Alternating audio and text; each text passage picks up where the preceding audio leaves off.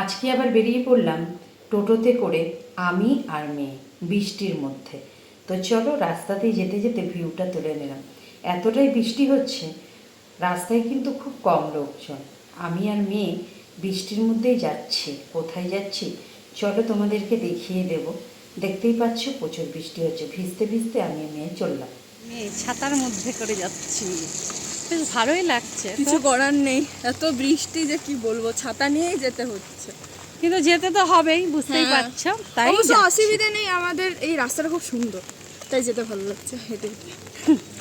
বৃষ্টির মধ্যে ভালোই লাগছে, একটু একটু ভিজেও যাচ্ছি সাইডে, তাছাড়া আর কিছু না। চলো তবে কোথায় যাচ্ছি দেখাই। চলতে চলতে ঠিক পৌঁছে গেলাম আসল গন্তব্যস্থলে। আর যেখানে পৌঁছালাম সেখানের ভিউটা চলো প্রথমেই তোমাদেরকে দেখিয়ে দিই। কী অসাধারণ লাগছে ব্রিজটা, আর তার চারিপাশের ভিউটা দেখো। আমার কিন্তু খুব ভালো লেগেছে। তোমাদের কেমন লেগেছে কমেন্ট করে জানাতে ভুলো না কিন্তু। কি দারুণ না চারি সাইডটা, দেখো কি হয়। বৃষ্টিতে ভিজে ভিজে যাওয়ার মজাটাই কিন্তু আলাদা। আলাদা ছিল। আর বলো না, আমাদের সাথে যা হয়েছে বলা যাবে না।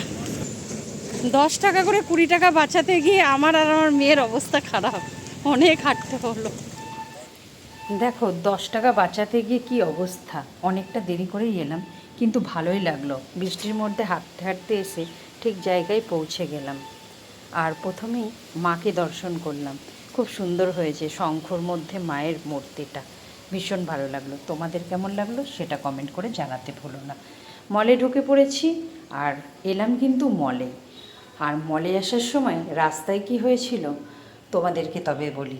রাস্তায় যখন আসছিলাম টোটোওয়ালাটা বলল চলো তোমাদেরকে নিয়ে যাই। আমরা উঠে পড়লাম। উঠে পড়ার পরে উনি বলল 100 টাকা লাগবে, যেখানে আসতে 30 টাকা খরচা। আমি কেন আসবো 100 টাকায়?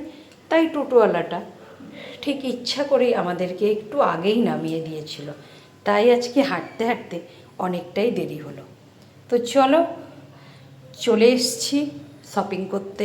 শপিং তো করতেই হবে, তাই আমি আর মেয়ে একটু ঘুরে ঘুরে দেখে নিলাম। আর মেয়ে প্যান্ট দেখছিল, প্যান্ট আর টি শার্ট নিতেই এসেছিলাম আমরা আর কি।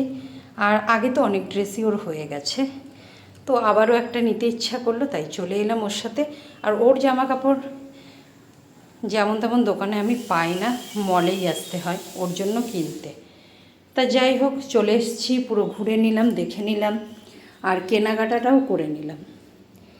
আর মোবাইলের চার্জও কিন্তু আমার শেষ হয়ে গেছে, বেশি চার্জ নেই, তাই সব ভিডিওটা আমি তোমাদের দেখাতে পারিনি। একটা চটিও মেয়ে নিয়েছে, সেটা আমি পরে তোমাদের ভিডিওতে দেখাবো। কিছু কসমেটিক্সের জিনিসও নিয়ে নিল এখান থেকে। যেহেতু এখানে এসেছি কিছু তো নিতেই হবে, তাই সব কেনাকাটা করে আমি বিল করলাম।